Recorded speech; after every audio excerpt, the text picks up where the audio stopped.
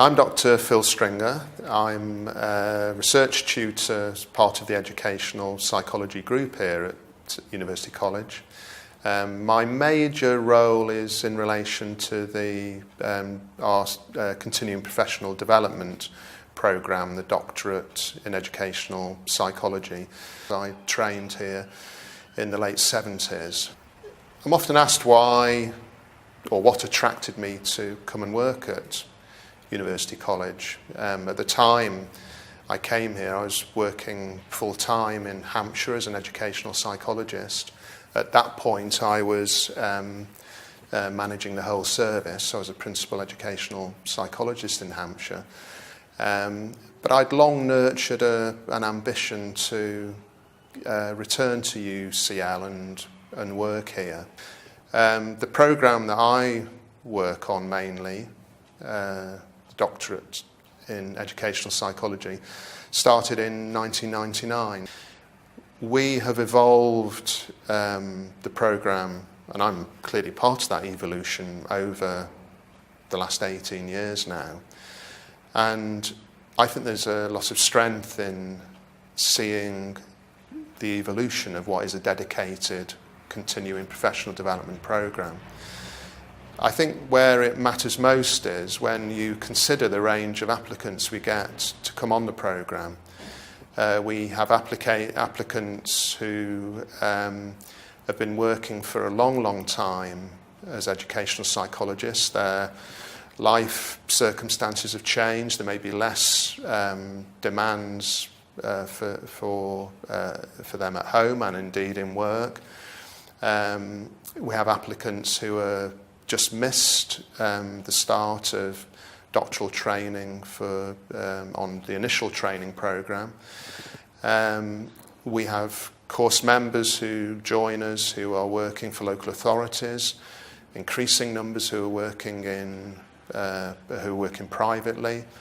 We have a number who are we've always recruited well from Ireland, increasingly from other parts of the UK, so it's not just a home counties programme.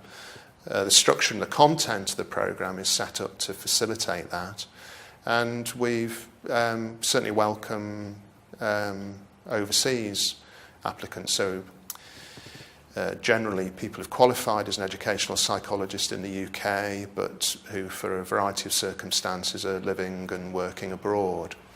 The programme can support and accommodate this wide variety of applicants. The other thing we hold in mind all the time, and it's an important element of professional development clearly, is that with this wide variety of backgrounds, course members are joining us with a wide variety of experiences, strengths, interests. In some cases they may not have done much by way of formal study for quite some time. The structure of the programme, the way in which we offer tutorials, tutorial support, and the taught sessions are all designed to facilitate somebody's development and progression through the programme. We recruit strongly on the programme. Every year certainly for the last so many years, we've been recruiting 12 course members. They all come in with a rich variety of strengths, experiences, interests.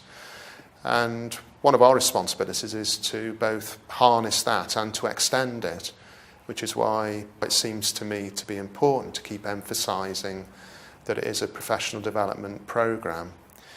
So we can build on course members' strengths. We can often facilitate them taking their strengths in a new direction, whether it's through an assignment or through their research topic.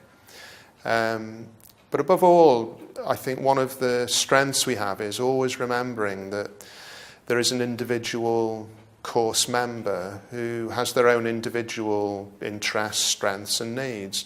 And sometimes those needs include not having been part of any formal education for quite a while. So writing an assignment, contemplating a research project might seem quite daunting.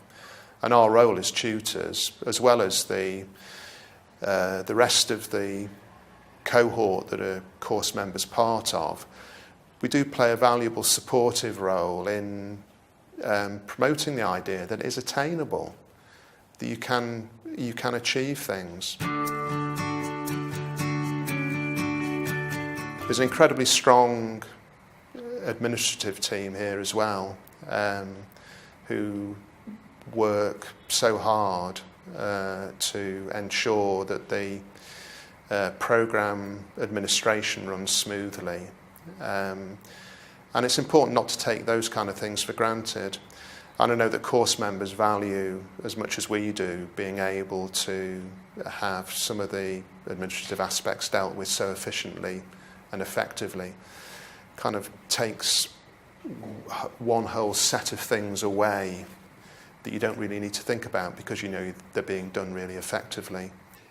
The tutor team that I work with on the Doctorate of Educational Psychology is also incredible, I think. The quality, the depth, the breadth and the range of experience that we have between us, I think is unparalleled. I can't think of any other setting or organisation I've worked in where I've worked so closely with people with such a broad breadth and range of knowledge.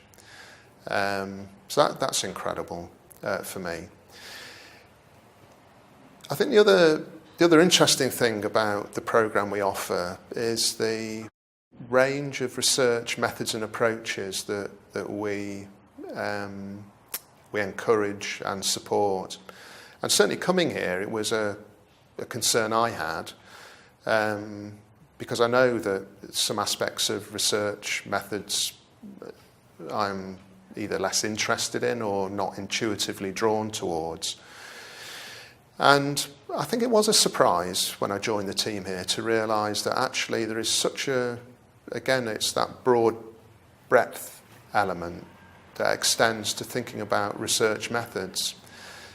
So we, I think, are really effective in both supporting course members who want to carry out predominantly quantitative-based study or a predominantly qualitative study, or who want to combine approaches and take a more pluralistic approach to the kind of research they're carrying out. That contributes to the energy that the programme has, in my mind, in my experience. Probably the final thing that I think is really significant from my point of view is the idea that learning is fundamentally a social act, that we're all in it together really. And what that feeds into is thinking about learning and developing learning as being a reciprocal process. For me as a tutor here, that's precisely what an important aim I have is to be part of that reciprocal process. Some days I get to the end of the day and I'm just astonished by how much I've learned, how many new ideas I've been exposed to, how my interests have been enthused all over again because of something that a course member's passionate about. And for me there's a wonderful closing of a circle in that, because that's the strong sense I took away from my training here as an educational psychologist to begin with in the late 70s. That sense that psychology is a rich, rich world, and to think about applying psychology is I think a phenomenal privilege. That it's always dynamic, always changing, always moving forward. And it feels a huge privilege to be part of that in so many ways.